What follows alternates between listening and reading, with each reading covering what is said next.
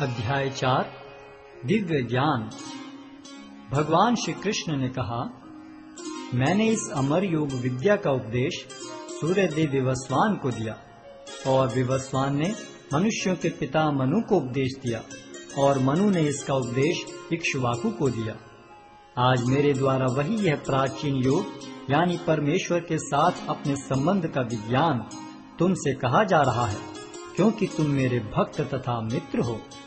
अतः तुम इस विज्ञान के दिव्य रहस्य को समझ सकते हो।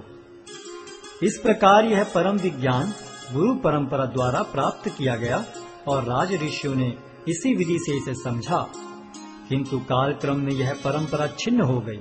अतः यह विज्ञान यथारूप में लुप्त हो गया लगता है।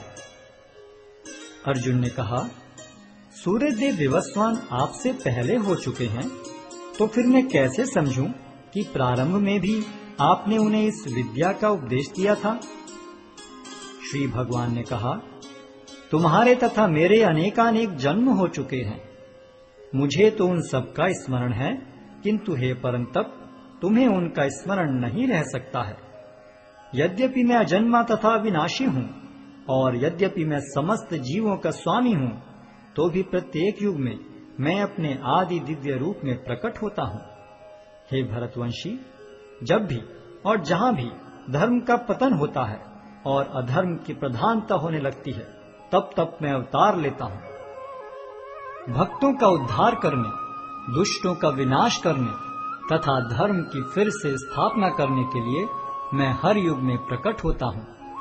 हे अर्जुन, जो मेरे आविर्भाव तथा कर्मों की दिव्य प्रकृति को जानता है, वह इस शरीर को छोड़ने पर इस भौतिक संसार में पुनः जन्म नहीं लेता, अपितु मेरे सनातन धाम को प्राप्त होता है।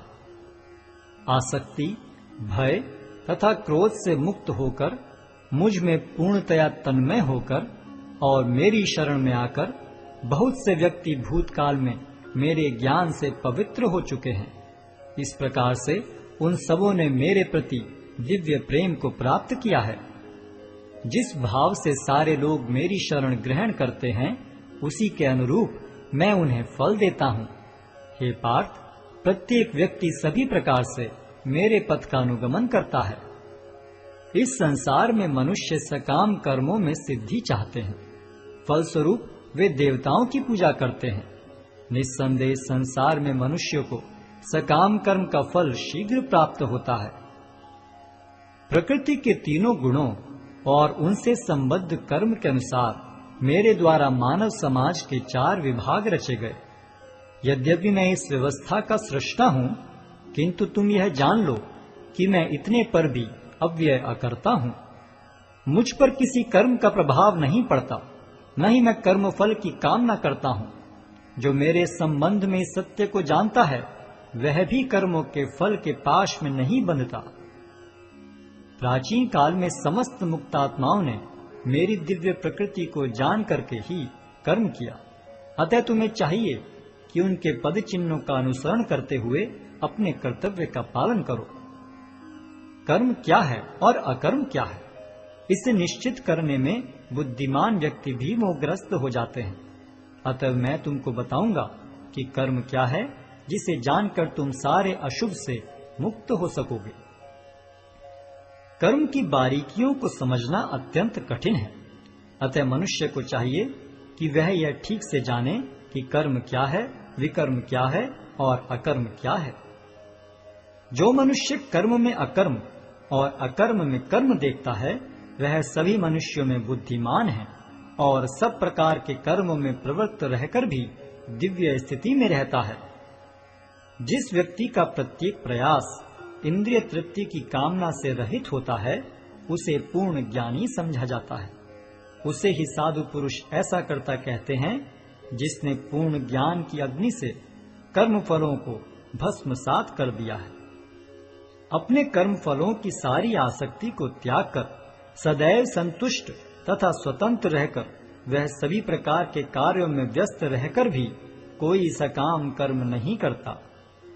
ऐसा ज्ञानी पुरुष पूर्ण रूप से संयमित मन तथा बुद्धि से कार्य करता है, अपनी संपत्ति के सारे स्वामित्व को त्याग देता है और केवल शरीर निर्वाह के लिए कर्म करता है। इस तरह कार्य करता हुआ वह पाप रूपी फलों से प्रभावित नहीं होता है। जो स्वतः होने वाले लाभ से संतुष्ट रहता है, जो द्वंद्व से मुक्त है और ईर्ष्या नहीं करता, जो सफलता तथा असफलता दोनों में स्थिर रहता है, वह कर्म करता हुआ भी कभी बंधता नहीं। जो पुरुष प्रकृति के गुणों के प्रति अनासक्त है और जो दिव्य ज्ञान में पूर्णतया स्थित है, उसके सारे कर्म ब्रह्म में लीन हो जाते हैं। जो व्यक्ति कृष्ण भावनामृत में पूर्णतया लीन रहता है, उसे अपने आध्यात्मिक कर्मों के योगदान के कारण अवश्य ही भगवत धाम की प्राप्ति होती है, क्योंकि उसमें हवन आध्यात्मिक होता है और हवि भी आध्यात्मिक होती है।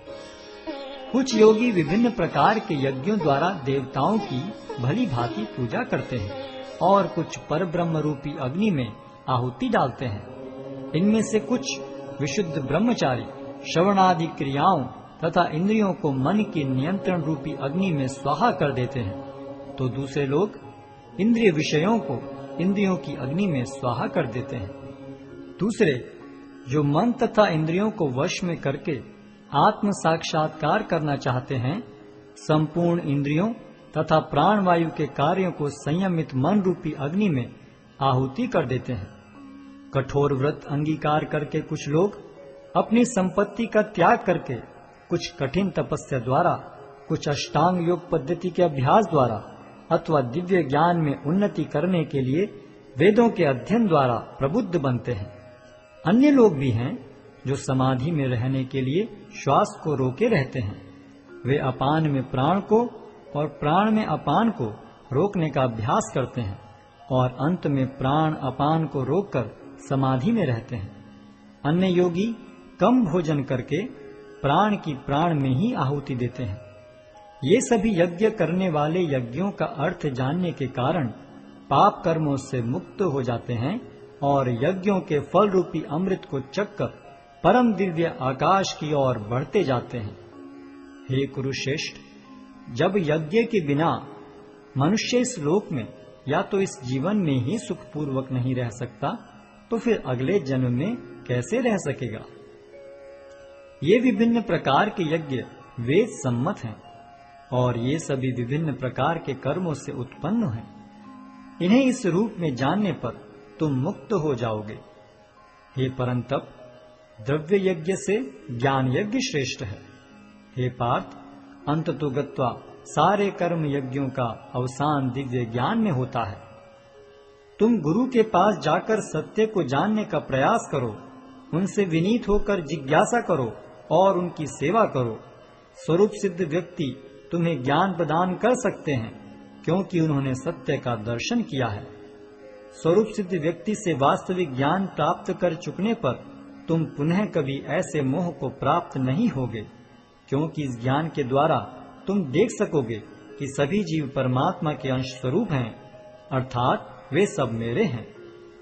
यदि तुम्हें समस्त पापियों में भी सर्वाधिक पापी समझा जाए, तो भी तुम दिव्य ज्ञान रूपी नाव में स्थित होकर दुख सागर को पार करने में समर्थ होगे। जैसे प्रज्वलित अग्नि ईंधन को भस्म कर देती है, उसी तरह हे अर्जुन, ज्ञान रूपी अग्नि भौतिक कर्मों के समस्त फलों को जला डालती है। इस संसार में दिव्य ज्ञान के समान कुछ भी उदात्त तथा शुद्ध नहीं है। ऐसा ज्ञान समस्त योग का परिपक्व फल है। जो व्यक्ति भक्ति में सिद्ध हो जाता है, वह यथा समय अपने अंतर में इस ज्ञान का आस्वादन करता है। जो श्रद्धालु दिव्य ज्ञान में समर्पित हैं और जिसने इंद्रियों को वश में कर लिया है, वह इस ज्ञान को प्राप्त करने का अधिकारी है और इसे प्राप्त करते ही वह तुरंत आध्यात्मिक शांति को प्राप्त होता है।